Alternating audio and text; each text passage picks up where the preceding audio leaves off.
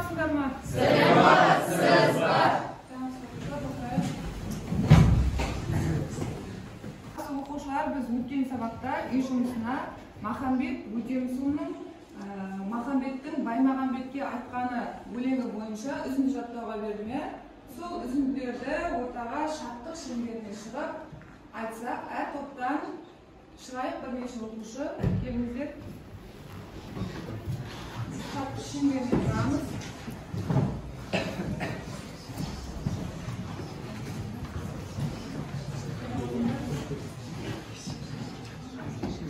Біз бір енеден бір едік, бір енеден екі едік. Екеуіміз жүргенде бір-бірімізге еседік.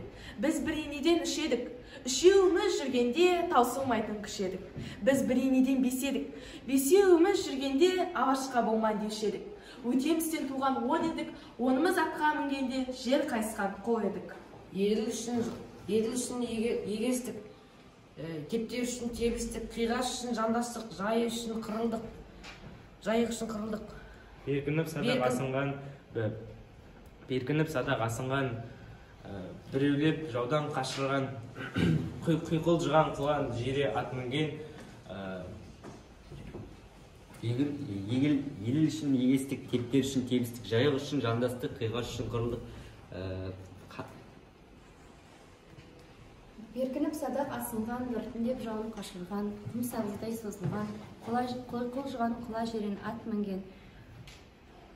Ханнан кегін алмай, арқаны алып секі саласына барғанда айдаһардай арбадың да қоймадың, бізді жіпсіз байладың. Еліңнен жайық жер еді, мекен еткен шаруаға жағасы қорған жер еді, жай қоныстан айырылып. Жарайсыңдар оқушылар, ендеше орныңызға жайғасайық.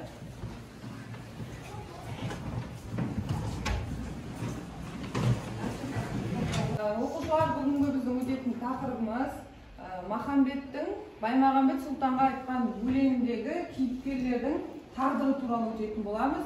Оқу мақсатымен таныс болайық. Көркем шығарманың идеясына сай кейіпкерлер жүйесін анықтау. Яғни бүгінгі біздің сабағымызда қандай жұмыстар жасаймыз деп ойлайсыздар? Кейіпкерлерге мінездеме береміз. Жақсы, тағы кейіпкерлерге мінездеме беруіміз мүмкін. Тағы көркем шығарманың идеясын табамыз. Идеясын анықтау тағы. Кейіпкерлердің кім екенін табамыз. Өте жақсы. Ендеше бүгінгі күннің атын жазайық. Тақырып жазамыз.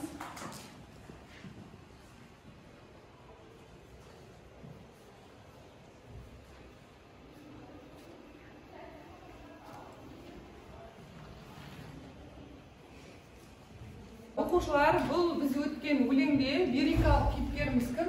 Махамбет бұл өлеңінде не туралы айтқан? Жалпы идеясына тоқталып өтейікші еске түсіріп. Елдің мәселелерін тағы да не жөнінде қозғайды? Бұл қай ғасырдағы оқиғалар болып жатқан? Дұрыс айтасыңдар. Және де ол кімнің атынан сөйлеп тұр лирикалық кейіпкеріміз? Өзінің атынан, бүкіл сол кездегі он өкілдерінің атынан сөйлеп, қандай мәселелерді қозғап жатыр ел ішіндегі? Ол жерде халықтың оның қаталдығын, сол қызы халқын дұрыстап бола алу керектігін айтып отыр. Өте жақсы. Енді бүгін сол өлеңдегі кейіпкерлерге тоқталамыз және де әр топқа үзінділер таратып беремін. Қазір кейіпкерлерді зерттеу әдісі бойынша зерттеу әдісін сайтын боламыз. Бірінші топ сіздерге арнайы үзінді, екінші топ мынау сіздерге және үшінші топ. Бұл яғни оқушылар топтық жұмыс. Топта барлығымыз осы тапсырманы атқарып, барлығымыз белсенді түрде қатысамыз. Топтық жұмыс сіздерге уақыт береміз. Сол уақыт аралығында осы үзінділер бойынша кейіпкерлерге зерттеу жасап шығамыз.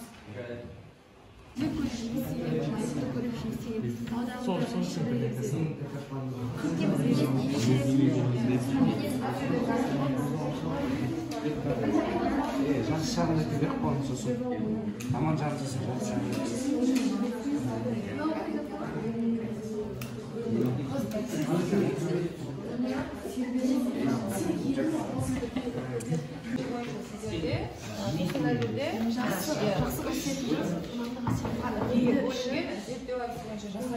Сіздерде екінші үзінді, яғни өздеріңізге берілген үзінді бойынша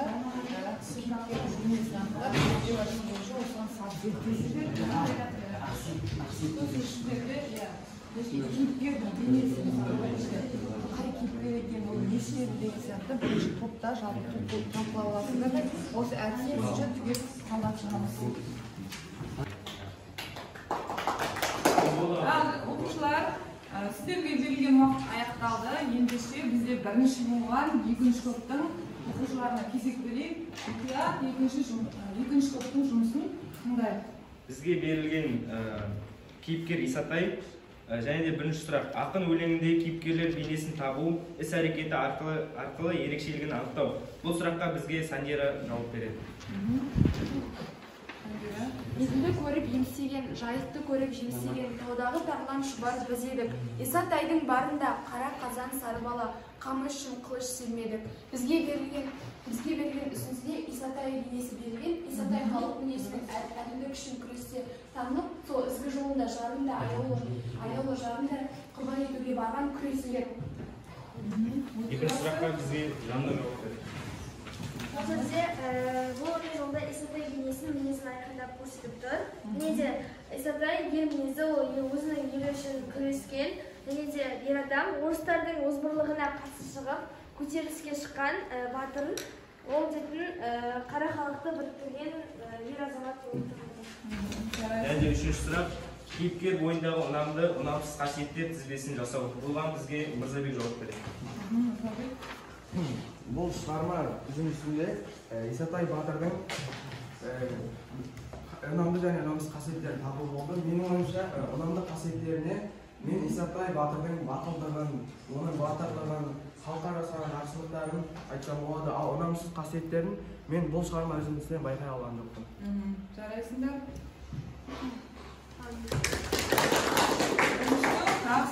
Исатайдың бейнесін өте жақсы аша білді. Енді келесі бізде бірінші топ оқушылар болды. Бірінші топ сіздерде кімнен бастаймыз? Біз бастан. Ғалия жауап береді. Ғалия. Бірінші тапсырмада бізде бұл үзіндіде Махамбет туралы айтылған. Махамбет өзінің халқының арасында өзін көрсетіп, гүлденуіне үлес қосқан батыр.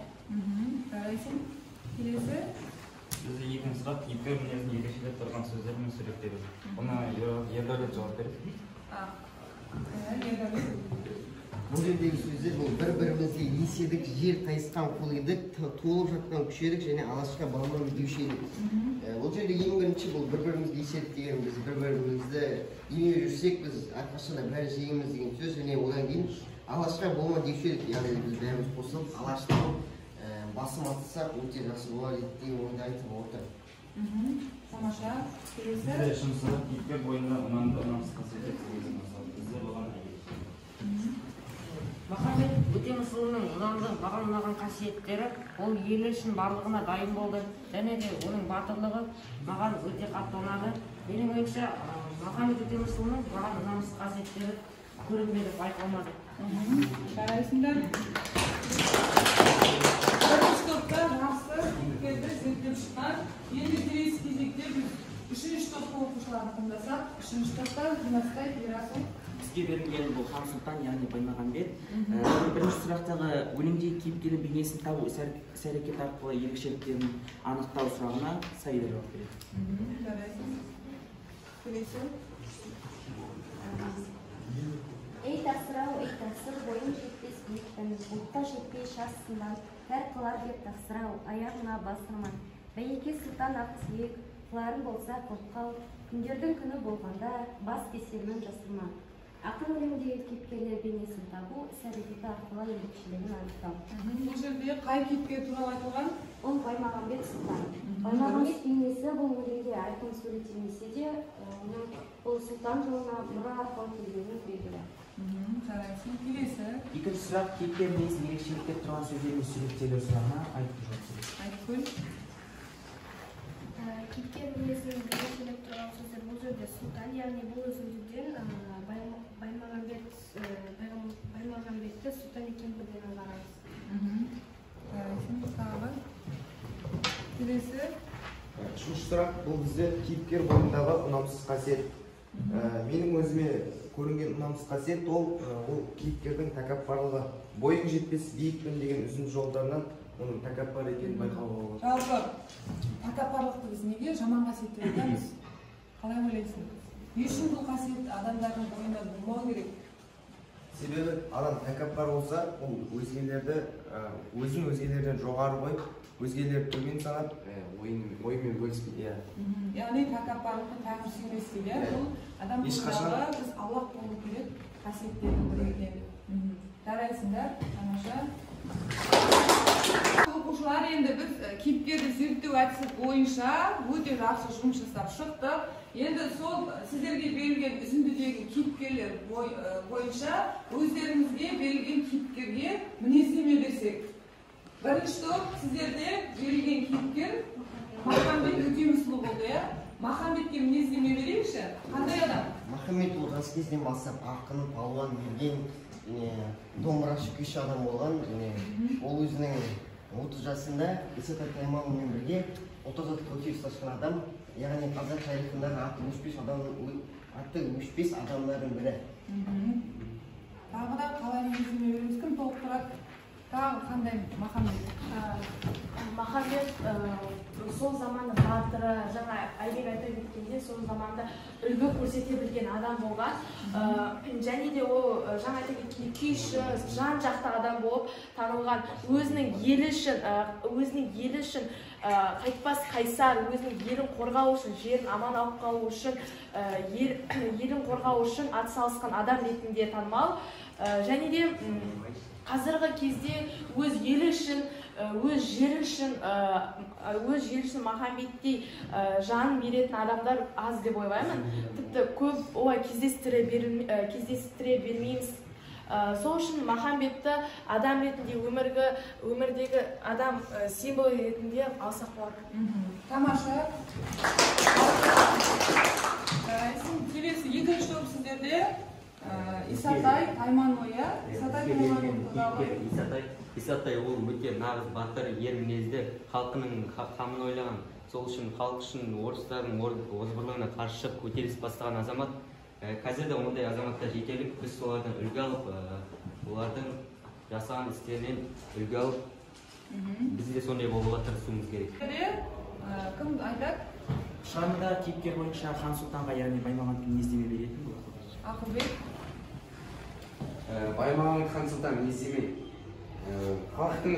Баймағамбет сұлтан халықтың жағдайын ойламайды. Ақсүйектер әулетінен шыққан. Баймағамбет сұлтанның сәл тәкаппарлығы бар және халықтың ойын толық жауапкершілігіне алмайды. Көп өлеңдерінде сараңдығы туралы айтылған. Бүгінгі таңда Баймағамбет сұлтан секілді тәкаппар халықтың ойламайтын басшылар көбейіп бара жатыр. Осы үзіндіден өлеңнен сабақ алып, ол қасиеттерден арылуға бейімделуіміз қажет. Жарайсың. Оқушылар, осымен біздің бүгінгі топтық жұмысымыз аяқталды. Топтық жұмыс бойынша бізде бағалау критерийлері бар. Мана сіздерге басында айтып өтемін. Сол критерийлер бойынша топ басшылары топтық жұмыстарды бағалап өтсеңіздер. Бірінші топтың топ басшысы Айбек. Бүгінгі сабақта біздің топқа қатысты. Бізде Ғалия шығармада ақын қайтарып анықтады және аружан жаттап жұмысты жақсы айтты. Сонымен қатар бізде жасаған өлең идеясына сай кейіпкерлерді анықтады. Және ердәулет кейіпкер бойындағы жақсы мен жаман қасиеттерін анықтап өтті. Өзің кейіпкерге мінездеме бердің. Жалпы топқа біз жақсы деген баға береміз. Жақсы жарайсың. Келесі бізде екінші топтың топ басшысы Абылай. Біздің топ сабақта жалпы жақсы қатысты деп ойлаймын, бірақ арасында көзге түсе білген бізде Ғабит. Ол кейіпкер бойындағы ұнамсыз қасиеттерді анықтап, мінездеме берді Исатайға. Және де шығармадағы ақынның айтар ойын анықтап, өлең идеясына сай кейіпкерлерді анықтаған бізде Сандира. Сабаққа жақсы қатысқанды Ғабит пен Сандира. Жарайсыңдар. Келесі үшінші топ, Ерасыл топ басшысы. Біздің топтағы мүшелері өте жақсы қатысты. Яғни шығармадағы ақынның айтар ойын жақсы жеткізген, яғни белсене айтқан болып Саида, және де өлеңнің идеясы кейіпкерлерді анықтаған бұл жерде Саян. кейіпкер мінезін ерекшелеп тұрған сөздерді суреттелуді бұл Ақылбек өте жақсы баяндап суреттеп көрсете алды. Кейіпкер бойында ұнамды ұнамсыз қасиеттері табылған бұл жерде Айткүл, яғни мен өз тобыма өте жақсы деген баға беремін. Сабағымыз бойынша рефлексия берсек, сіздер үшін яғни қызықты болған тұсы, жеңіл болған тұсы және қиын болған тұсы. Ғабит?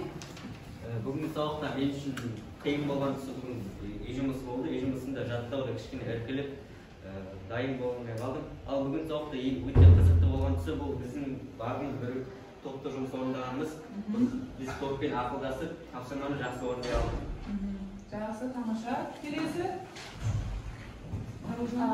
Мен үшін қызықты болған тұсы тобымызбен кейіпкерлерді табып, кейіпкерлерге мінездеме беріп, олардың ұнамды ұнамсыз жағын аша білгеніміз маған өте қызықты болды.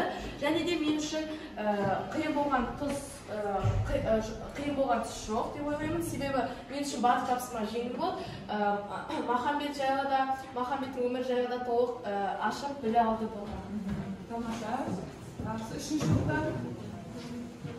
Мен үшін қызықты болған тұсы біздің бұл жерде бірлесе отырып ауызбіршілікте жұмыс жасағанымыз мен үшін қызықты болды.